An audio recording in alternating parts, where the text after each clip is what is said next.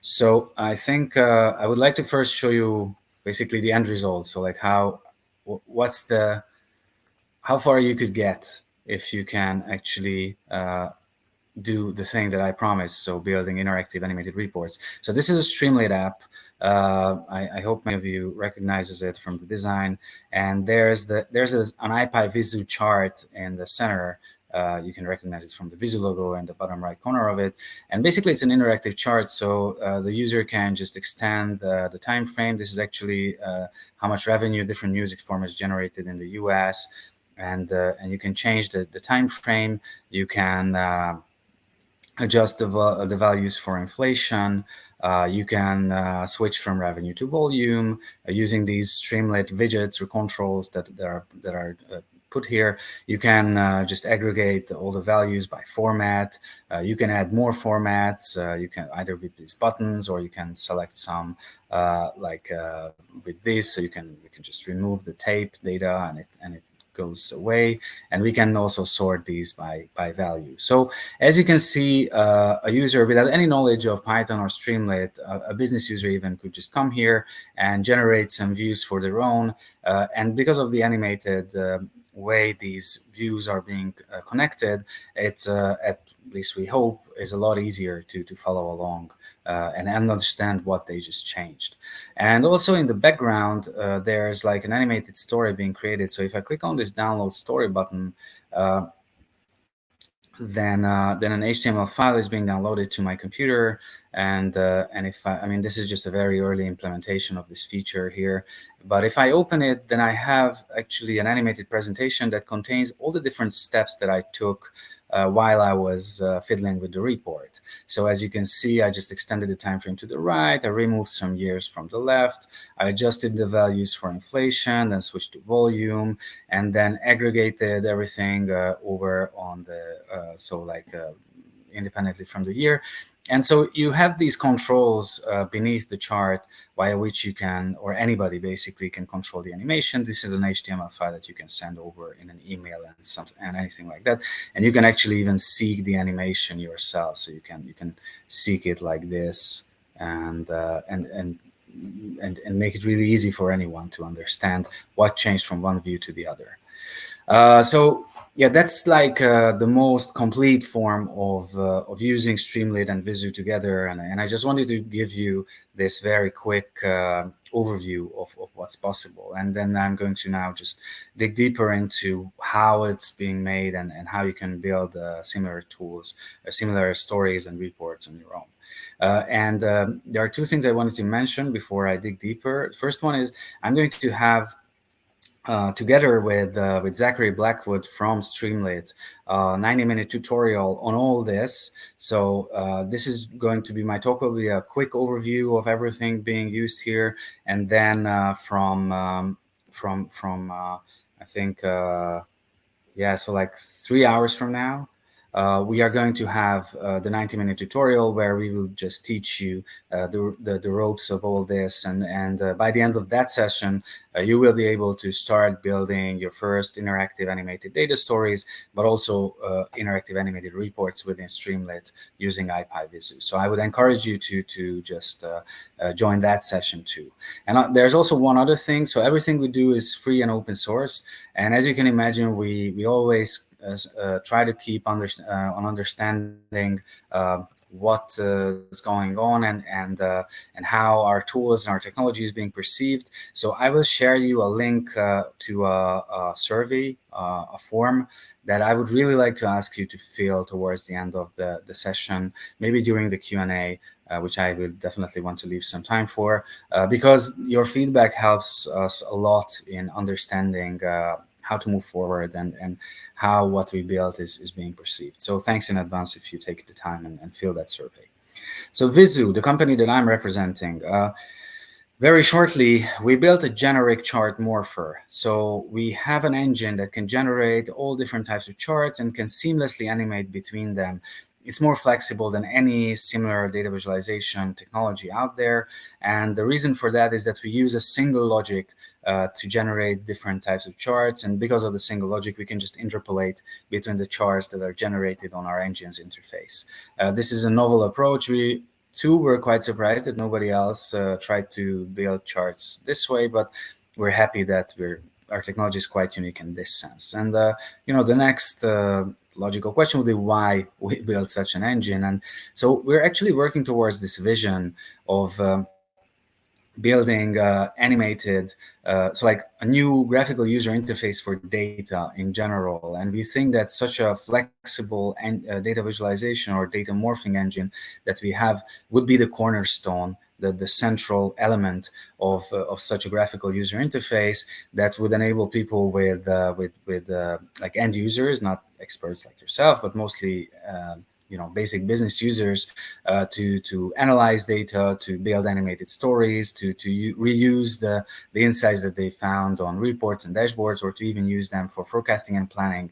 And that's what we're working towards.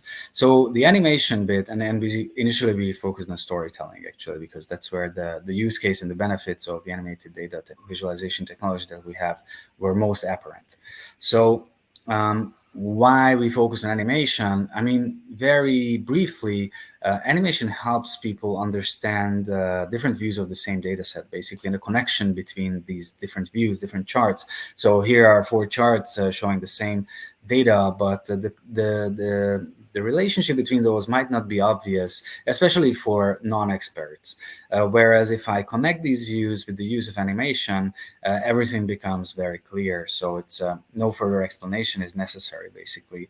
And that saves a lot of bandwidth. I mean, mental bandwidth for people looking at a chart or a story, because it's just so much easier to understand what's going on there. Also, like a couple of very basic examples, you can do drill down analytics, like show the relationship between a composite index and its components a different way, again without further explanation being necessary. You can show the components of a stack chart and just show it very easily if a component goes against a trend, again with the members of the audience being crystal clear about what you're about to say here. You can just switch between aggregates and distribution over time, like we did within the Streamlit app. You can show change over time, so the animation basically gives you a new dimension to chart to use on your charts, which is time itself. And then you can build these kind of racing bar charts that were so popular at one point that they were banned from the Data is Beautiful subreddit.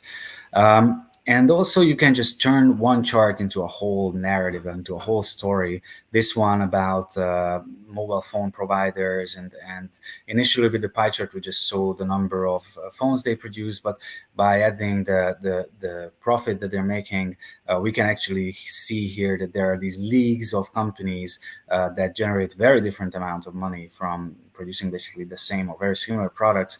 And we have also a sense of magnitude between these companies, like Apple is, how dominant Apple and Samsung is compared to everybody else. So something about our technology, the engine that I mentioned to you is written in C++. We used it in-house when it was ready. We built stories and interactives, partly for the Data is Beautiful subreddit, where they got really, really popular. So we gathered over 200,000 upvotes and 20 million views there with only a handful of stories. Then in September 21, we released our JavaScript, open source JavaScript library for developers. And after that, we turned our attention to data scientists. And so ipyvizzu is out there being an open source charting tool since March 2022. And we added the storytelling bit that basically just puts these buttons under your charts that I showed in the first example, via which you can build, present, and share, or like present your data stories. And ipyvizzu Story is also, again, an open source tool that you can install from pip or conda to a lot of different types of notebooks and other tools, and you can build, present, and share interactive animated data stories with that. And the open source approach gave us a lot of integration opportunities that were mostly done by members of the community, for whom we are very grateful for.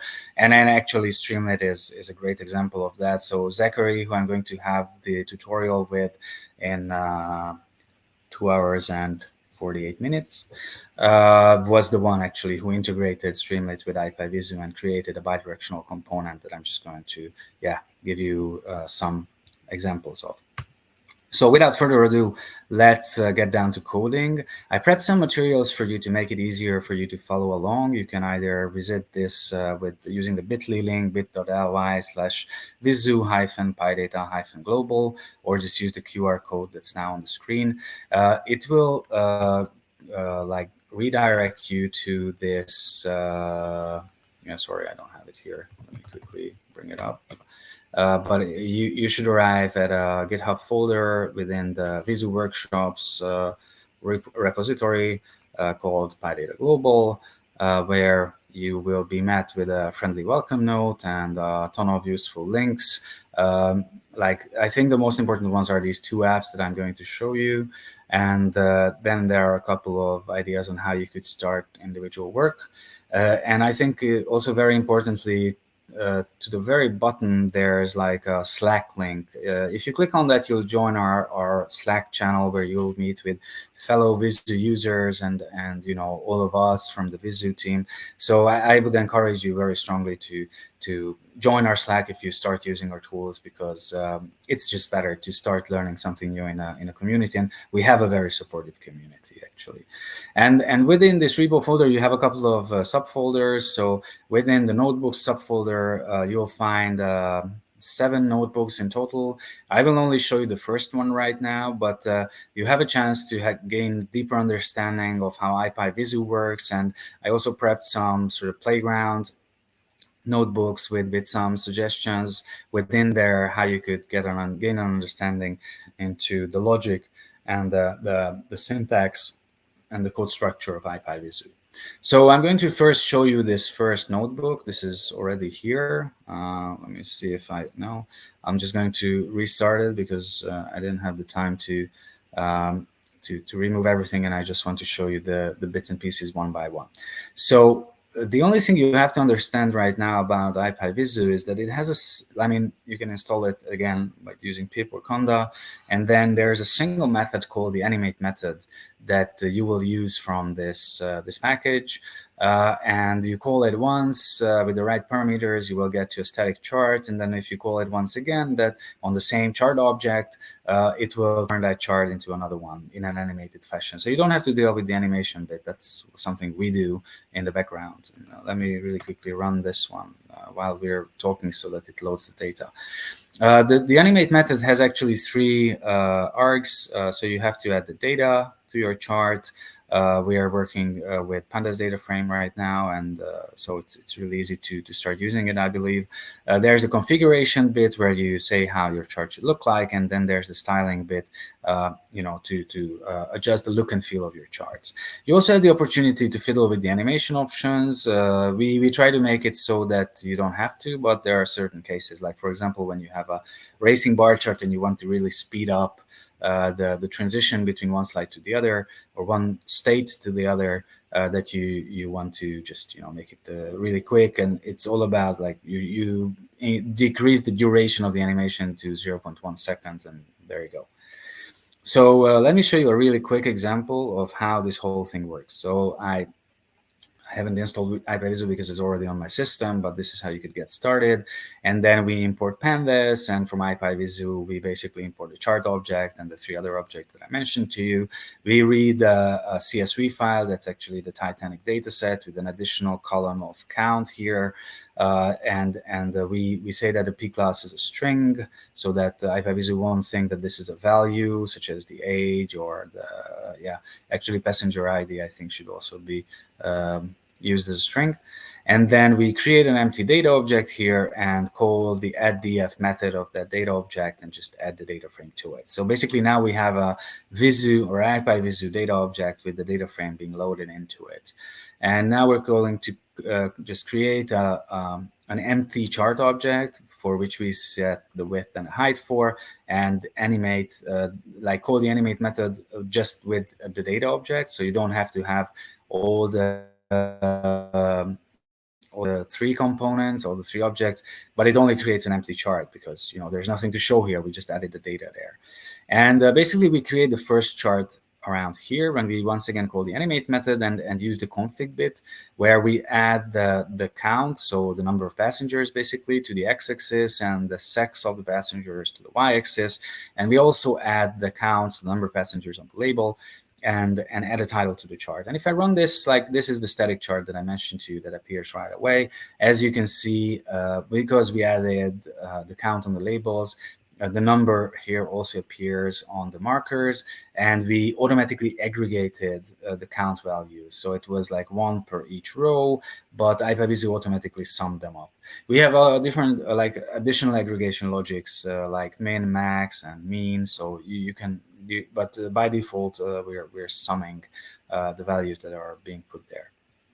And if I add another category, the survived, which shows whether the passenger survived the crash or died in it, and add it also on the color scale, then we get to a stacked bar chart where the people died and survived receive a different color, and also again automatically the number, the count value is being aggregated and shown on the chart. And as you can see, the position of the label changed, so instead of being written on the right side of the bars, which is okay for a normal bar chart, they are now written within, beneath, so like in the center of the markers and the little rectangles that represent the data, because we always try to automatically adapt to the chart being shown and use data visualization best practices in every case.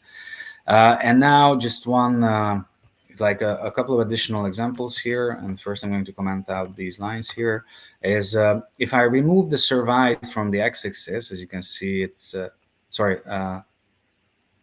yeah, it's actually, it changed it. No, sorry. Yeah, this is how this should look like. I think I fiddled with it the last time I did. So if I remove the survived from the x-axis and leave only count there, and add survived to the sex, where it was just like next to it, then we get to a grouped chart as easy as that. And as you can see, I forgot to comment out the styling. So I also automatically changed the color palette to use different colors for died and survived than the default ones that were blue and green. So the red and green is a better fit. And there are a ton of other things I can change. So I can just turn these rectangles into circles. No, sorry, yeah, like this. And then I can just, since these are circles, I can add the same value, the count, to the size of these. And then I can switch the coordinate system to polar, like this. And then we end up with a chart that no one understands. So that's yeah, I mean, that's the downside of having a generic charting engine, that you can actually create charts that don't make sense. This one is it's a sort of like a lollipop chart. It's pretty readable. With the polar coordinates, it won't be. So yeah, that happens. And you also have the opportunity to filter the data being shown. So right now we're going to only leave the markers or representing people who were traveled on first class. And as you can see, that again changes everything in an animated fashion. So that would have been the quick summary of how this thing works. And once again, I can tell you how important it is that you will have a chance to dig deeper in the tutorial that starts roughly 3.5 hours from now. In order to make it easier for you to start, we have actual integration with Streamlit, this app called the Vizzu Builder app. So you don't have to start learning this quite abstract syntax, because we understood that it might be a little too hard for people. Which makes perfect sense. And so now if you go to Vizzu-Builder, the Streamlit app, this is where you'll end up with. You can use sample data or use your own CSV file, and then yeah, you can set what columns are categories and values, because those are important, but not for now. And then you have the chance to add filters. But basically here you can configure your chart. So I'm going to just add year and yeah, let's see, quarter. And then I'm going to just add the items sold, and the aggregation logic should be sum. And I just click on create charts, and this app, and it's a little slow because there are a lot of things happening, and my screen is being shared, and then there are a lot of things happening on the front end. You can get these error messages, but they will disappear, and you basically end up with a list of charts that are being generated. So the different options to create Vizu charts using these two categories, the year and the quarter, and the single value, the items count. And for all of these charts, you have the option to check out the code for and copy and paste. And if you copy and paste it to a notebook, it will work by default. You might need to update the reference to the data, but that's the only thing you need to change for them to work. But you can also just add them to a story. So if I click on a couple of these, and again, something is happening in the background, which can be quite slow, but it works very well. So yeah, I clicked on this chart, add chart to story, and then this one. And so right in the bottom of the whole thing, what you have is again an animated data story that you created just by clicking around, which contains all the charts that you clicked on. You add it to the story, and you have the opportunity to download that story, similarly to how I showed in the beginning, but also to see the code. So we think it's an easier way to. So here is like one slide, and then the code for that slide, and again the code for the next slide, and the next slide. So we think that it's a lot easier to get started with ipyvizzu using this builder app. And also, if you go to the intro to Vizu in Streamlit app, then you will have a lot of examples into adding interactivity. So actually utilizing this integration, the bidirectional component that Zachary built. Here's like a super simple example where I can just click on swap, and the category and the value on the axis are being swapped. Or here's another very simple example where with the slider, it's again the music data that I showed in the beginning. So you have the chance the user has the chance to just change the year, and then the chart here adapts to it. You would be surprised how easy it is to do this. I mean, I'll try and really quickly, because I didn't have the time to pick it up, and now I'm on uncharted territories. So yeah. Let's here we go. So this is the code for that specific chart, the slider. As you can see, we have here a Vizu chart. It's basically the same thing. We have the slider that sets the year value, and then the only thing we have here is just one animate method where the filter is being set dynamically based on the year value. We have one grouped bar chart. We're using the group bar preset here, not just a simple config bit, and then some styling, and then that's it. So we fiddle here with the animation options, so to make it quicker. But that's it. So it's like 50 lines of code, including importing the packages, and you'll end up with an app like this. So yeah, very quickly, this is what I wanted to show you. There are a lot of other things. Because of the bidirectionality, you can even build reports like this one where so again, it's the music revenues over years, and I can just click, yeah, we have the nice tooltip, but you can also just click on one element, and we will just drill down into that year and then see it like what it contains. And then if I click anywhere else, we go back to the original view. So you can add interactivity in a very intuitive fashion. And there are other ways. We work with the editable data frame, and there are a lot of other examples. You can always fork the app and create your own. Again, I would encourage you to visit or check out the recording of the tutorial we will have with Zachary. So you will have a much better understanding of what's going on here. And now I come to the bit that I mentioned in the beginning, so that I would really love to ask you to give me feedback, give us feedback. It's at bit.ly/vizu_feedback. And also you can use this QR code. It would take like 2-3 minutes of your time to answer all the questions. I would be very glad if you could do that for us. And in the meantime, yeah, I'll just keep it here for another 15 seconds. In the meantime, we will just, since I only have 4 minutes left, I would like to ask you to start filling out the form, but also I will stop sharing my screen and get back to AirMeet and listen to any questions you might have. Yeah, that's it. Thank you so much, Peter. Hey, Prashant. Amazing project. I am looking at some questions. The questions from Tina is that, is this, I think it's about how much are all the functionalities open source? I think I can see the questions in the. No, I can't. Sorry. Sorry. So, what was the question? Because it's really hard to hear you, honestly. Sorry. Um, Are all these functionality open source from Dina, right? yeah. Okay, so yes, all the functionality is open source, free and open source, and it will remain that way.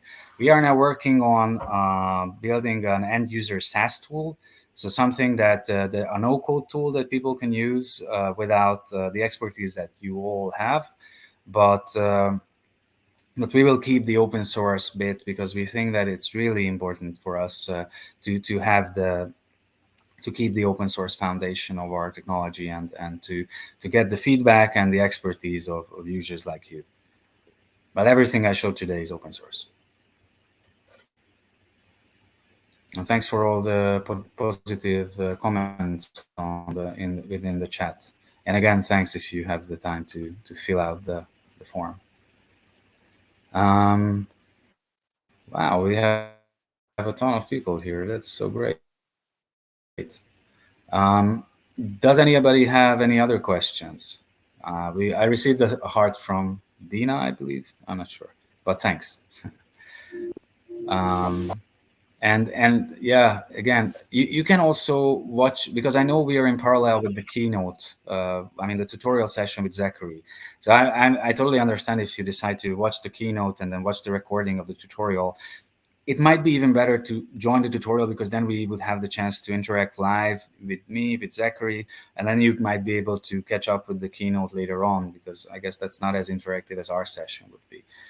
So it might be even better to join our session and then rewatch the keynote because I believe all the recordings of all the sessions are made available right after the session, and yeah, it just makes it a Yes, little easier. yeah. So the recordings will be available as soon as the airtime is able to process them. So it shouldn't be long. So thank you so much for your talk. I believe this.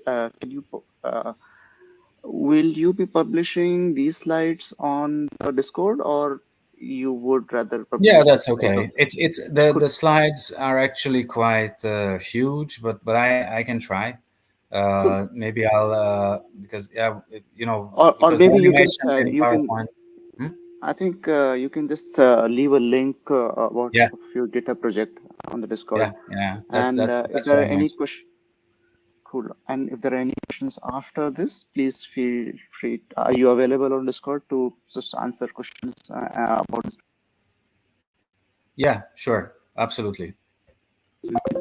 Thank you. Okay, thanks again for having me. Can't wait to do the tutorial 2.5 hours from now, and wish you all the best. Have a great PyData Global experience.